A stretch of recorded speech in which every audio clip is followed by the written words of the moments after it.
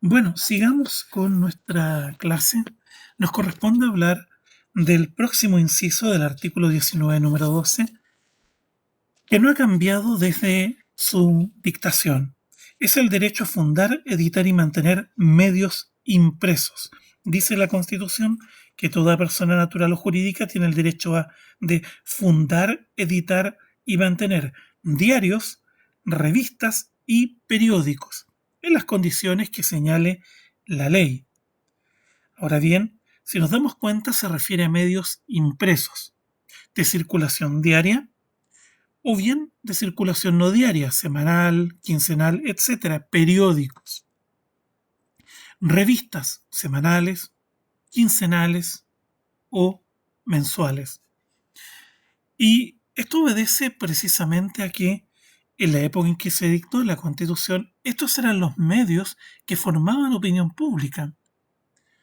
Hubo revistas en Chile muy influyentes, que pasaron por distintas etapas y que, bueno, bajo la dictadura fueron intervenidas. La primera revista, una de las primeras revistas, por ejemplo, feministas chilenas, fue la revista Paula, fundada a fines de los 60 y cuyo cuerpo editorial lo integraban grandes periodistas. Algunas de ellas fueron Premio Nacional de Periodismo.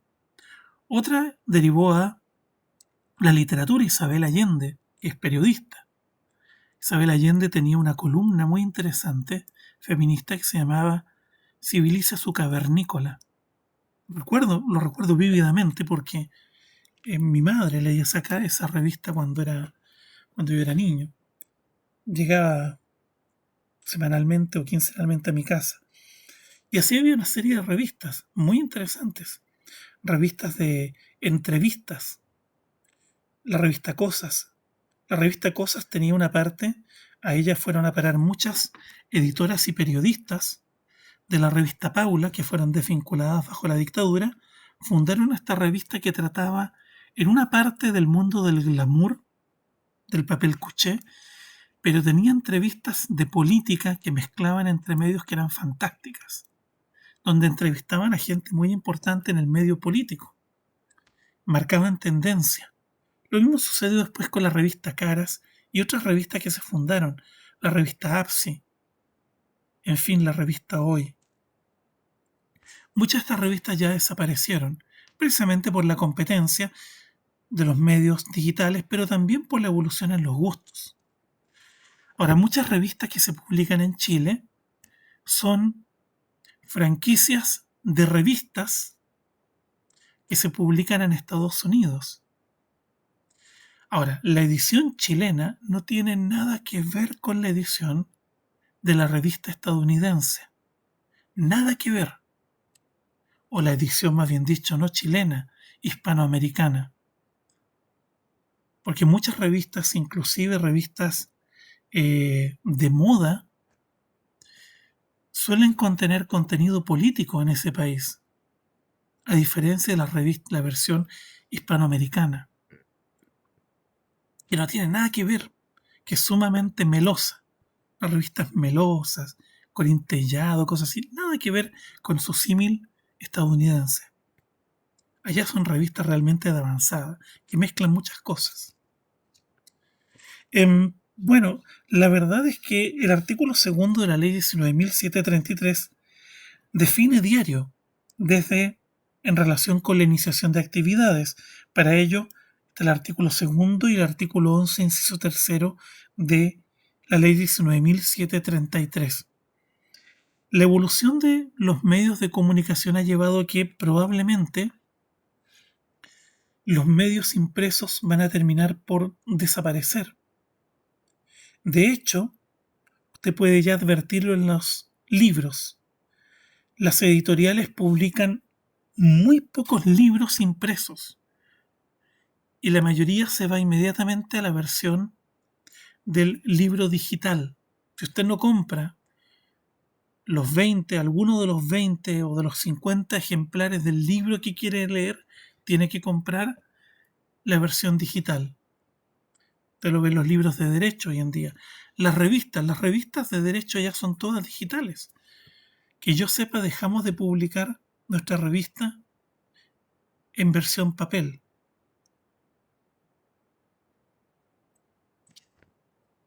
Porque hacen espacio, objetivamente. Es una tendencia de los tiempos. Tengo un colega constitucionalista, muy querido, muy famoso el hombre, que siempre me pedía la revista Used Praxis, asumiendo que yo algo tenía que ver con ella. No tengo nada que ver, nunca he tenido nada que ver.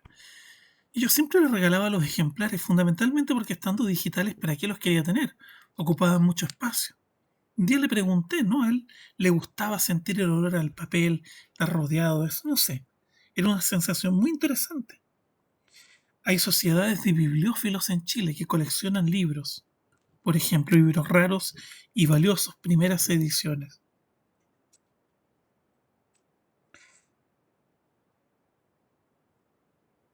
Este derecho no ha variado en lo absoluto. Dice, toda persona natural o jurídica tiene el derecho de fundar, editar, hacer la edición. Fundar es crear, editar es hacer la edición del medio y mantener, organizarlo, sí, subvenir a su financiamiento, diarios, revistas y periódicos en las condiciones que señale la ley. Ustedes pueden crear una revista de derecho, una revista de actualidad, etcétera.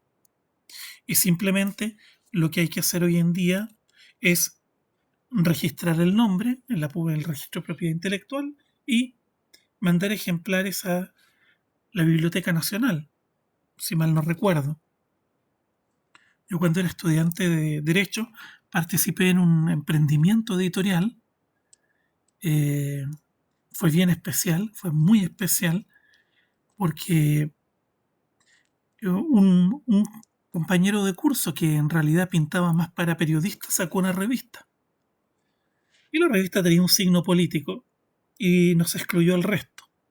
Y nosotros nos picamos y sacamos nuestra propia revista en un mes en respuesta a su revista. Él presentaba la versión A del acontecer nacional, nosotros presentamos la versión B. Y nos unimos un montón de estudiantes de distintas tendencias. Hubo 3 ediciones de la revista. Yo aparezco en el consejo editorial, todavía me acuerdo. El director responsable era el mejor estudiante de la carrera, del curso en realidad. Eh, Habían estudiantes de distintas tendencias, de izquierda, de derecha, en fin, etcétera. Y nos ocurrió un chasco, porque en aquella época había censura. Y tuvimos que solicitar, teníamos que tener un director responsable, que era este muchacho, y teníamos que contar con un representante legal. Y ningún profesor quiso ser representante nuestro porque le hacían el quite por temor a la dictadura. Y encontramos un profesor, él era opositor a la dictadura. No sé si ubican el nombre de Aldo Cornejo González. ¿Lo ubican o no? Por mi parte, por nombre nomás, profesor, porque no conozco mucho. Aldo No, no lo Cornejo. conozco. Aldo Cornejo fue alcalde de Valparaíso, diputado por Valparaíso por sucesivos periodos, siempre o es alcalde o es diputado, es un curicano, es un curicano. A mi universidad, a mi curso, llegaron un solo talquino y muchos curicanos. Los talquinos como que no llegan más allá de Santiago, en cambio los curicanos son avesados. Llegaron al puerto. Eran un grupo bien distintivo, políticamente activo, gente interesante, muy buenos amigos hice entre ellos. Pero años previos habían llegado otros curicanos que también se hicieron famosos. Uno de ellos fue Aldo Cornejo, que era nuestro profesor ayudante de Derecho Civil. Y Aldo, que tenía una posición política opositora a la dictadura, dijo, colóquenme. Él era abogado de un banco. Asumió los riesgos. La cosa es que presentamos el director se encargó de presentar la revista, fue aprobada por la intendencia, imagínense, e hicimos nuestro debut en sociedad y el primer número marcó tendencia. Marcó tendencia porque no dormíamos. Entrevistamos al presidente, una compañera nuestra, que era una estudiante muy brillante, entrevistó al presidente de la federación, que era estudiante de filosofía, opositor a la dictadura también. Y este estudiante, todavía se llama René Lues. Después nos hicimos amigos, muy querido por todos nosotros, buen chato. En su entrevista, nosotros no lo esperábamos, llamó al tiranicidio. Dijo que no descartaba el tiranicidio, porque le preguntaron por el derecho de resistencia a la represión, a la opresión, en términos tomistas de Santo Tomás de Aquino. Porque nosotros estudiábamos John Locke y Santo Tomás y estudiábamos el derecho de resistencia en primer año. Y le preguntamos, y él se pegó ese speech. Casi nos fuimos de espalda, pero bueno, estaba ahí y se publicó. La cosa es que el pobre muchacho, a René, por esa declaración, la intendencia, el intendente naval de aquellos años, se querelló por infracción a la Ley de Seguridad Interior del Estado y René pasó 6 meses en la cárcel. No lo querían dejar salir. Y lo mandaron preso, preso con el voto de nuestro profesor de Derecho Procesal. Imagínense, en la molestia de muchos con este profesor, que obviamente controlaba el curso. No podíamos decirle abiertamente lo que opinábamos de él.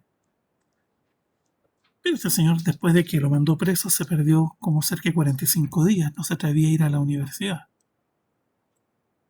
Y fue objeto de Me acuerdo que el líder de mi curso, el líder político, al inicio de la clase siguiente, cuando lo mandan preso este muchacho, le dice, profesor, ¿me permite hablar al curso? Sí.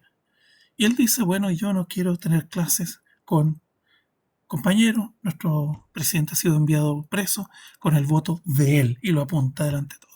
Y yo no quiero tener clases con una persona de dudosas convicciones democráticas. Profesor, le ruego me disculpe, no quiero ser su estudiante. Y se paró y se fue. Tal cual. Fue impresionante. Y bueno, la verdad es que los que éramos miembros del Consejo de Redacción nos sentíamos seguidos por todos lados. Yo vivía cerca de la comisaría Viña del Mar, imagínense. Yo ya veía que un día pasando frente a la comisaría me agarraban y me llevaban para adentro. La cosa es que con los años hubo cosas que no supimos. Hace unos meses atrás hablé con el director de la publicación, abogado, hoy en día compañero nuestro, y nos contó que cuando salió la publicación, el rector naval de la universidad lo convocó a su oficina. Como buen oficial naval le dijo si sabía su mamá en qué andaba metido. ¿Sabe en qué problemas se puede meter? ¿Sabe usted que si sale de la universidad se lo puede llevar la CNI, etcétera? Obviamente este pobre cabro andaba más asustado que nosotros porque sabía todo lo que estaba pasando. Nunca nos quiso contar nada. Pero nosotros intuíamos la responsabilidad de ser editores, ¿ya?, de esta revista. Tuvimos 3 números bien interesantes. Bien interesante. Uno fue el informe Bolio, trató sobre el informe Bolio de violación de los derechos humanos en Chile, y otro fue de juicios famosos, el juicio Robespierre, etc. Pero ahí se perdió la revista, ¿no? Salimos de la UI, empezamos y no se siguió publicando. Pero ustedes pueden crear revistas, en fin, hoy día hay amplia libertad al respecto, como en aquella época. Así que en alguna oportunidad fui periodista, puedo decirlo con propiedad. El 19, número 12, en su inciso sexto, se refiere al servicio público, un servicio público en materia de televisión. Es el Consejo Nacional de Televisión. La Constitución crea un servicio público autónomo con personalidad jurídica que está encargado de velar por el correcto funcionamiento de este medio de comunicación. Su organización, funciones y atribuciones son materia de una ley de quórum calificado. La Constitución no ha cambiado en este punto desde su dictación. Se exige una ley de quórum calificado por el impacto que esto puede tener en lo que son el funcionamiento de los canales de televisión.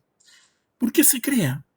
Se crea fundamentalmente porque ya se tenía conciencia del impacto que pueden tener estos medios en el funcionamiento de un sistema político, dado los debates de la época de los 60 en Estados Unidos entre un Kennedy y un Nixon, y también los debates que hubo, por ejemplo, en el año 70 entre un Allende, un Tomic y un Alessandri, que calaron hondamente en la población. Ver la imagen de los candidatos. Si usted se da cuenta, el precepto está pensado en términos defensivos. Fue muy criticado en su época y yo creo que es una crítica legítima que se mantiene porque se inmiscuye en temas que caen dentro de la libertad de expresión, que es el correcto funcionamiento. La verdad es que en un sistema libre opera un mercado, el mercado de las preferencias, y cada uno decide lo que ve y lo que no ve.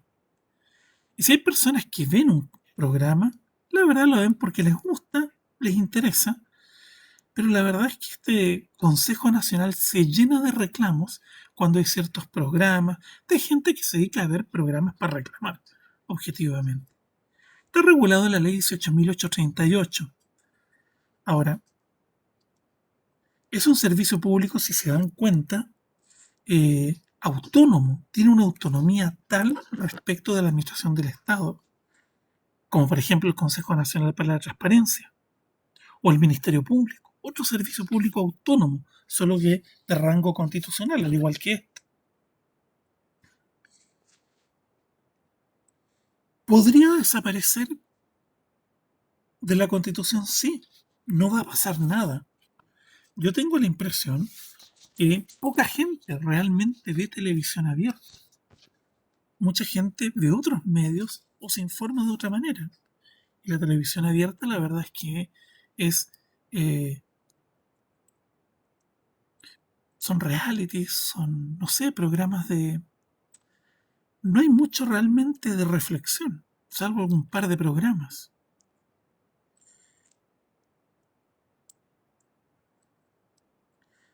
De hecho, hay estos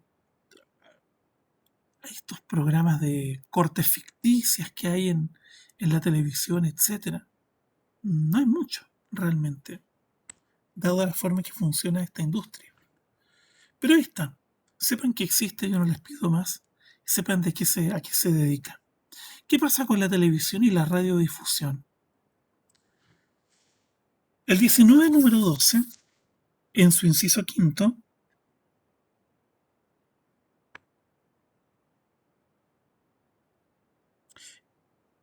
más bien dicho, en su inciso uno, 2, 3, 4, sí, en su inciso quinto, dice quiénes pueden tener estaciones o concesiones de estaciones de televisión. Dice que el Estado, universidades y demás personas o entidades que la ley determine. Por lo tanto, ellas pueden tener una concesión de servicio público de radiodifusión televisiva. Si se dan cuenta, se habla del Estado y de las universidades, porque en aquella época las universidades tenían televisión universitaria. La estación más antigua era UCB Televisión, que databa de fines de los 50, la televisión de la Universidad Católica del Paraíso.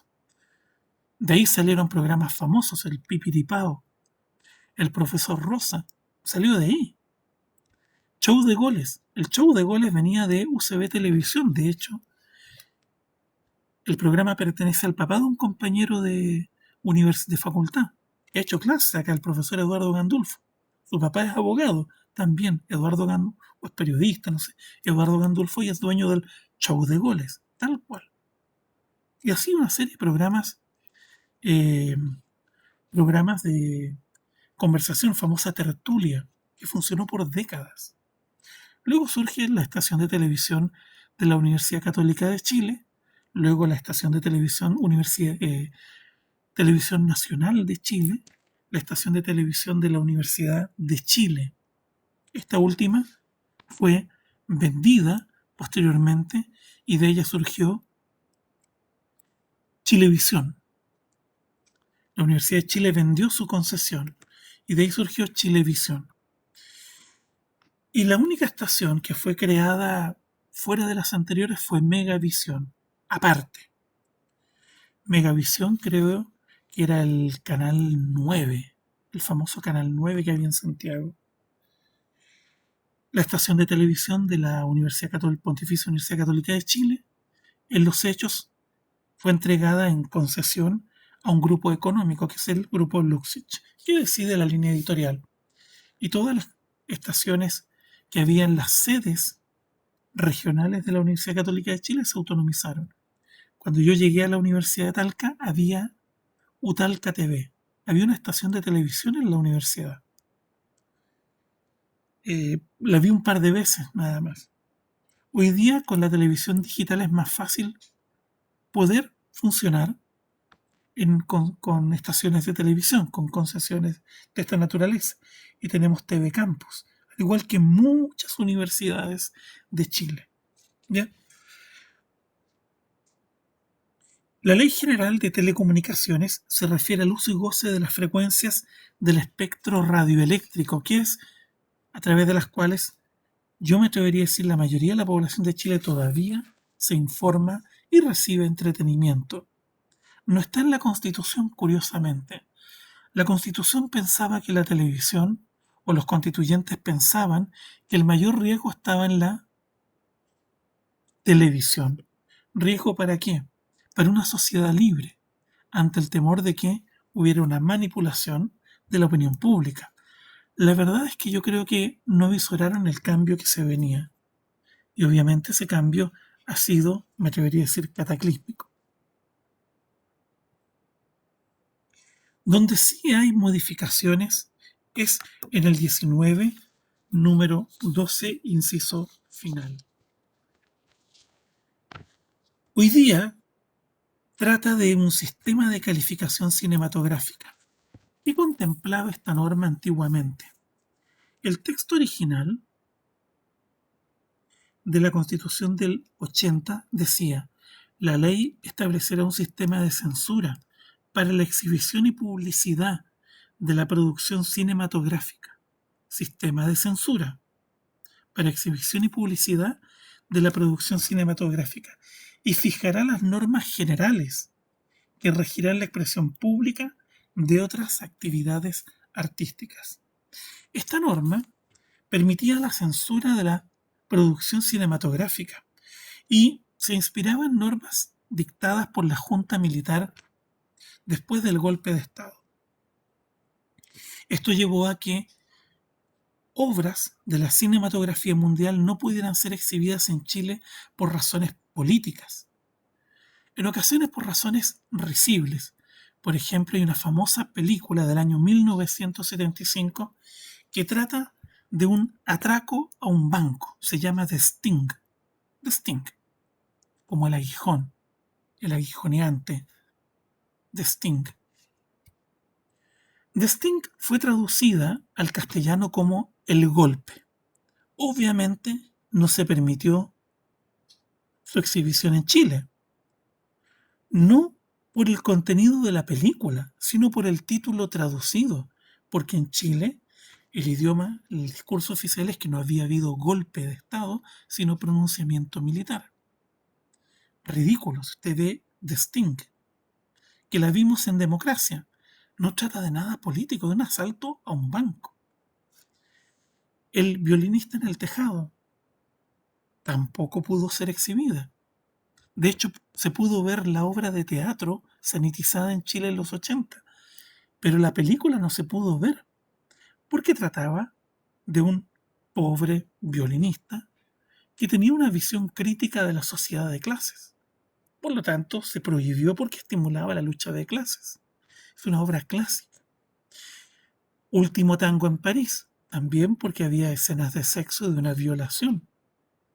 Una obra muy controversial en la cinematografía mundial.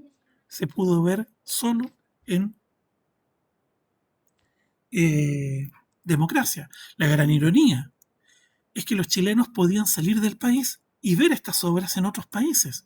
En Argentina, ya en Democracia, profesores que viajaban a Francia recurrentemente a cursos de entrenamiento veían allá estas películas y llegaban comentando a clase las últimas películas que habían visto frente a un alumnado que no tenía esa posibilidad por la restricción.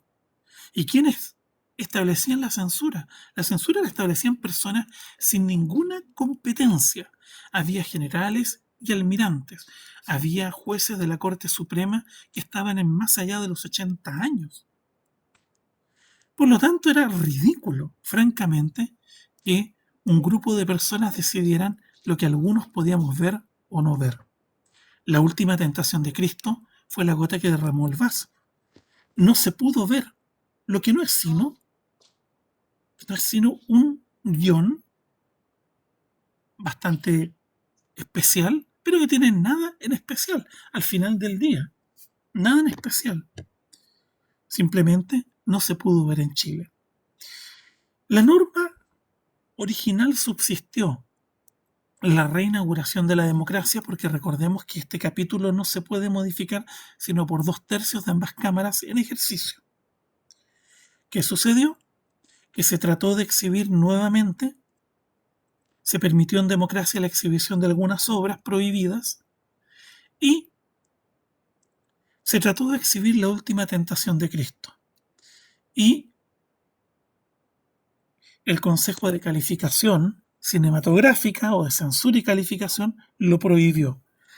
Eso llevó a que se recurriera, perdón, lo autorizó, pero ante esa decisión se recurrió de protección. Perdón. Ante la Corte de Apelaciones de Santiago por una serie de agrupaciones ultraconservadoras, porque ponían en duda la existencia histórica de Jesucristo, su santidad, e invocan el recurso de protección, invocan el derecho a la honra de nuestro Señor Jesucristo. Y la Corte de Apelaciones de Santiago, en un fallo que da escalofríos, acoge el recurso y dice que la película efectivamente pone en tela de juicio la existencia y permite dudar de la existencia histórica de esta persona y de su santidad, etcétera. Lo que implica en el fondo, lo que implicaba que el Estado chileno tomaba partido por una versión de la religiosidad imperante a nivel occidental. Fallo que termina siendo, entiendo, si mal no recuerdo, confirmado por la Suprema y ampliado. Frente a ello se recurrió a la Corte Interamericana por los distribuidores y una serie de personas y la Corte condena al Estado chileno. Era francamente ridículo los argumentos que daban sobre la honra de nuestro Señor Jesucristo. Bueno, ¿y dónde está? Está en todas partes, sí, bueno, ¿cómo? ¿Qué pasa con los que no creían? ¿O con los que tienen otra religión? Era francamente estremecedor. Bueno, producto de la condena que recibe el Estado chileno, se ve obligado a modificar su constitución. Es decir, el poder constituyente, la obra del poder constituyente originario autocrático, no resiste el control de convencionalidad efectuado por la Corte Interamericana. Eso lleva a la reforma constitucional que existe actualmente. A la reforma constitucional que crea la norma que existe actualmente. ¿Qué dice hoy día la Constitución?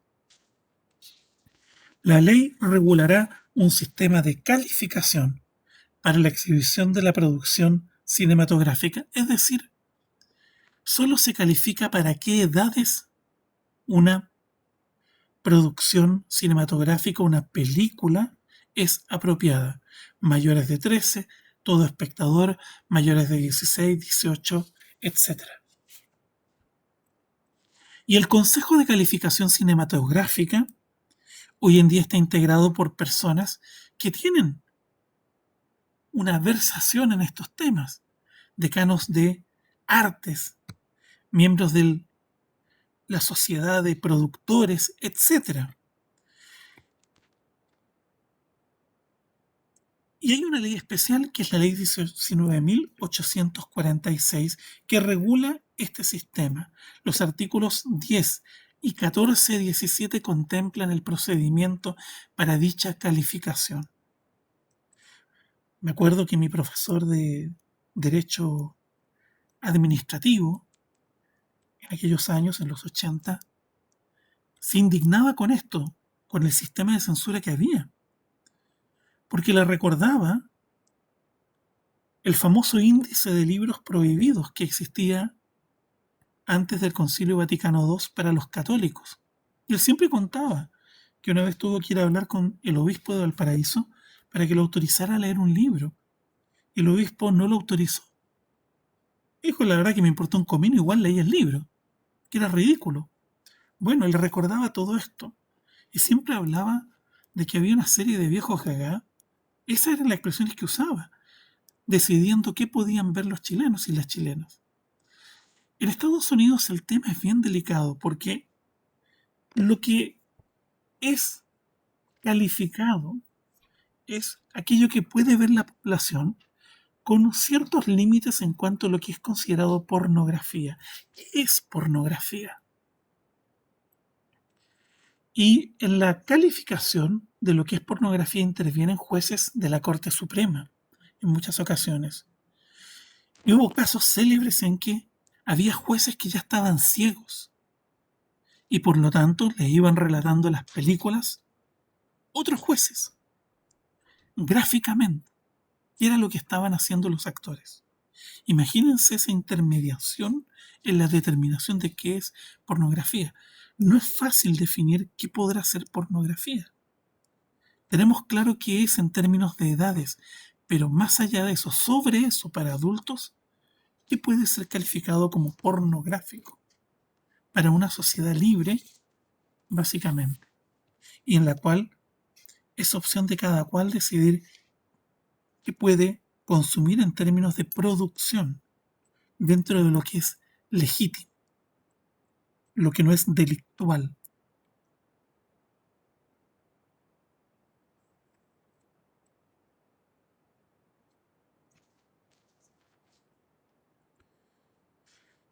E insisto, la calificación cinematográfica no puede hacerse considerando prejuicios o valores religiosos, etcétera, porque es una actividad que realiza un servicio público para todo Chile.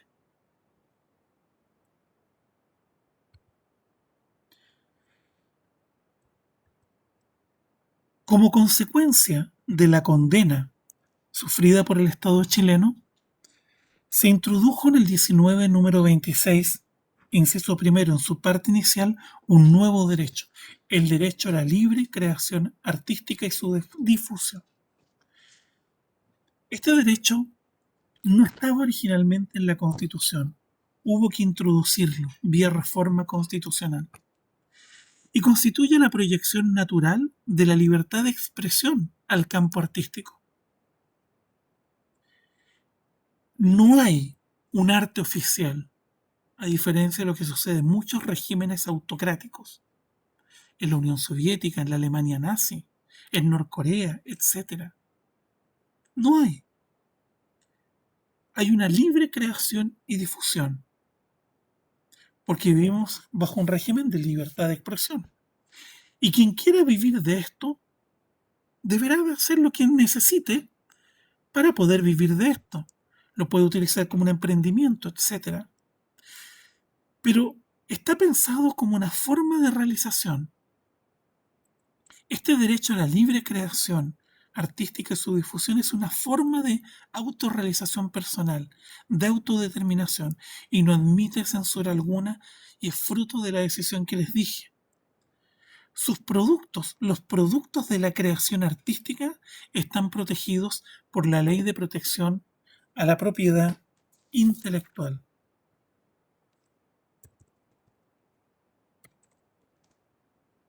La Ley de Propiedad Intelectual. Y eso contempla los derechos morales. ¿Quién es el autor? Que no cercene mi obra, etcétera, y los derechos patrimoniales, el derecho a ser retribuido por mi obra, por ejemplo, producto de su ejecución, etcétera. Por lo tanto, el Estado desarrolla una actividad en este punto que es fomentar la libre creación artística mediante fondos que pone a disposición de la comunidad de autores. Será discutible quienes se adjudican el fondar, eso es harina de otra costal, ¿ya? Pero el Estado coloca los fondos para que sean concursables. ¿Por qué? Porque los artistas tienen o bien el financiamiento de un mecenas, algo tradicional en la historia de la humanidad. Pensemos en Federico de Medici, en el Renacimiento. Lo mismo sucede en nuestros países. Hay mecenas del arte. Grandes grupos empresariales financian concursos de arte, financian museos artísticos, hacen donaciones de obras de arte. Y también hay financiamiento de parte del Estado. No todo el mundo tiene acceso a mecenas privados, pero todo el mundo puede concursar en lo que son los concursos de difusión artística del Fondart. Es duro ser artista en todas partes del mundo, créanme. La realidad es la misma para todos los artistas.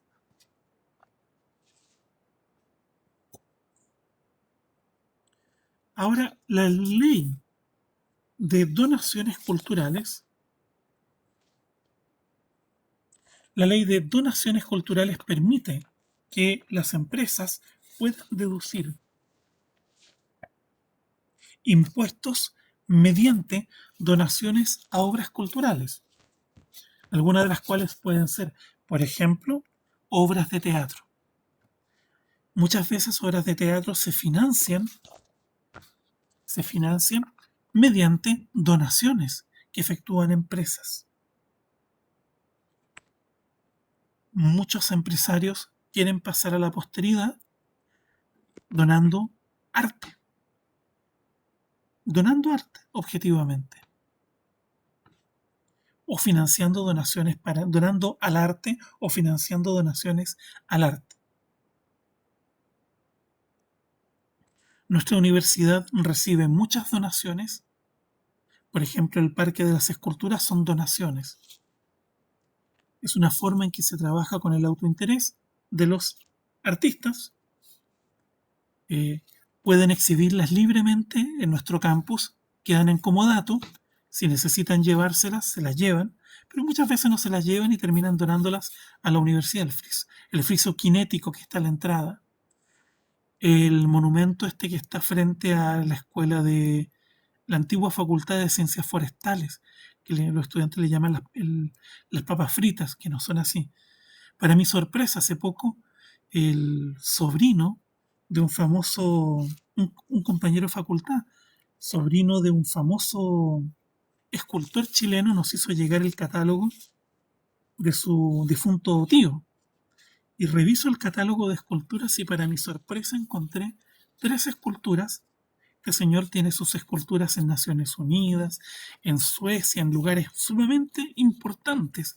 Y entre medio encontré 3 esculturas que están en nuestro campus acá en Talca, tal cual, de nivel mundial. Una de ellas es precisamente esa escultura roja, no recuerdo el nombre, a la que los estudiantes le llaman las papas fritas. Vamos al derecho de petición. De hecho, nuestra universidad tiene espacios libres de costo para la exhibición de obras por parte de artistas, para contribuir a la libre difusión. Es parte de lo que se denomina responsabilidad social de la universidad.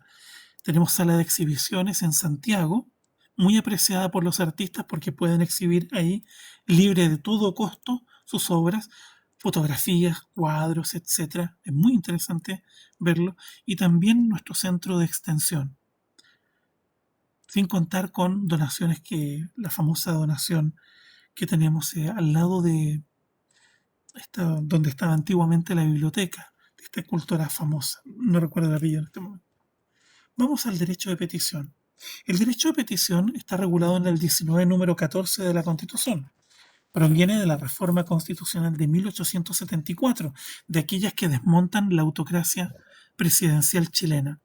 Expresa el republicanismo, pero también el liberalismo político. El precepto del 19, número 14, establece ciertas formalidades y se aplica a cualquier autoridad constitucional. Se asegura el derecho a presentar peticiones a la autoridad, cualquiera, sobre cualquier asunto de interés público o privado, sin otra limitación que la de proceder en términos respetuosos y convenientes. Ahora, convenientes es poco claro qué significa convenientes para quién. Se debe entender que debe haber algún interés general sobre la petición que se efectúa, pero dado que se pueden hacer peticiones de carácter privado, es poco claro. Respetuosos, ok, hay que respetar las formas, en fin, la redacción, etc. Muchas personas escriben al presidente de la República, a la primera dama, y obtienen respuesta en ocasiones. Lo mismo hacen otras que escriben a los parlamentarios.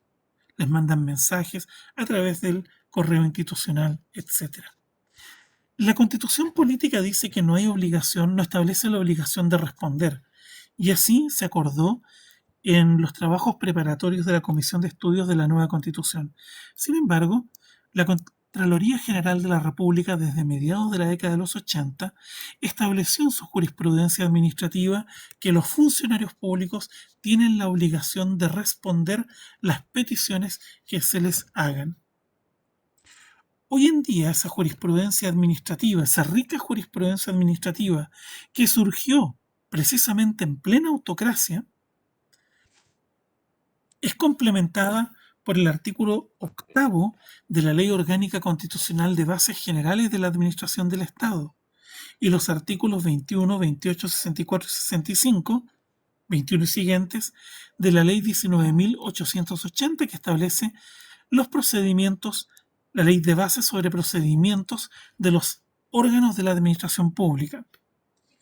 Esta ley de bases de procedimiento establece el procedimiento administrativo para generar un acto administrativo mediante peticiones concretas que se hacen y establece normas inclusive de silencio administrativo que no han funcionado muy bien con la práctica, pero se encuentran ahí.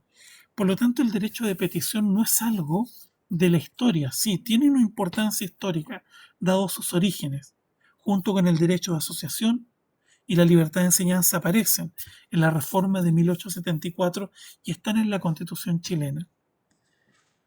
Pero es articulado a través de normas específicas hoy en día en materia administrativa. En materia judicial, el derecho de petición se traduce en el derecho de acción, que se contempla en el 19 número 3, el derecho a la acción judicial, que tiene toda persona. Bien, vamos cerrando la clase. No sé si hay alguna consulta que me quieran hacer.